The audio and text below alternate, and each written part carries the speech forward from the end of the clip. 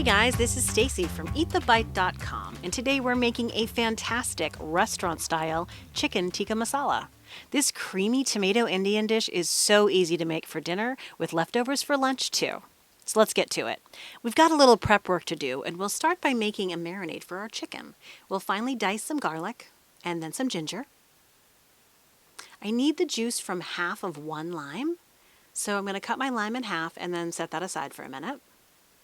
We need to put some whole milk plain yogurt in a bowl, and we'll put our garlic and ginger in there, some garam masala, cumin, a little salt, and all that juice from our half a lime. We'll give that marinade a good stir around, making sure all of our ingredients are well combined. Then we'll set that aside for a few minutes while we get our chicken ready. I'm using boneless chicken thighs, but there's still a lot of fat on them, so I always cut that off. It does take a few extra minutes to do this, but I think it's time well spent. After that, I'll cut the chicken. With chicken thighs, I usually cut it into 3 pieces, then cut each of those in half, so 6 pieces total per chicken thigh. I found it's a really good size for chicken tikka masala. Now we'll take all that chicken and put it in the marinade bowl, and we want to give it a really good mix around here, making sure that all of the pieces are coated. I recommend you let this marinate at least 2 hours, but I usually marinate it overnight.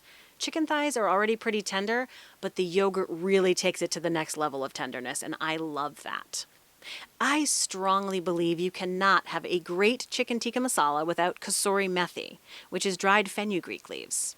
I'll add a little of this to the marinade, and then we'll use more later when cooking. So I'll give it a good stir around, making sure all the fenugreek is incorporated. Then we're going to wrap this up in a bowl and we're going to stick it in the fridge. Once the chicken is marinated, I'll start laying out the pieces on a sheet pan, and I have enough that I'll need to do 2 batches. Now we have another critical ingredient for making chicken tikka masala, ghee. You want to scoop out a tablespoon at a time and place a tiny dollop on top of each piece of chicken. Just a little pinch like you see here. And we'll do this for the entire sheet pan. We'll broil the chicken on high for 4 minutes, take it out, turn the chicken pieces over, and put them back under the broiler for another 4 minutes. It won't be 100% finished cooking, but that's okay. It will cook more later in the sauce. While the chicken is cooking, we have a little more prep work to do. I have 1 large shallot that I need to finely dice, and then more garlic and fresh ginger. I'll start with the garlic and dice it up nice and fine like this, and then move on to the ginger. I like to slice that in rings first and then dice it down from there. Lastly, I've got my large shallot. You can use any kind of onion actually. I'll chop it down and then finely dice it as well. Next, we'll start making the sauce. We'll melt some ghee in a large pan, and then we'll add our shallots. You want to give them a good stir around and cook them for about 3 or 4 minutes on low to medium heat until they're lightly browned. Then we'll add the garlic and ginger and cook for another minute or 2 just until it's fragrant. You want to give it a stir and keep your eye on it. You want to be careful not to let it burn. We've got to add some garam masala, cumin, coriander, and Kashmiri chili powder. I'll write about that in the blog post. You want to give these spices a good stir in the pan to get them a little toasty, just for a minute or so until they look approximately like this. Next, we'll add a can of tomato puree. We'll give that a good stir around until we incorporate all the spices into the puree so it looks like this. I've got 2 cups of water that I'll start adding to the tomato mix, and I'll add a cup or so to start. Throughout the cooking process, when the sauce starts to thicken a bit, you'll add the water to thin it out. This recipe can hold up to 2 cups of water very well. We're going to cook this on low to medium heat for about 3 to 4 minutes while stirring. Then we'll also add a little bit of salt in here, and then a little bit of that dried fenugreek.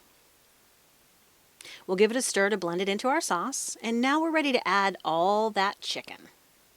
And make sure when you're putting the chicken into the sauce that you get all of those delicious pan drippings as well.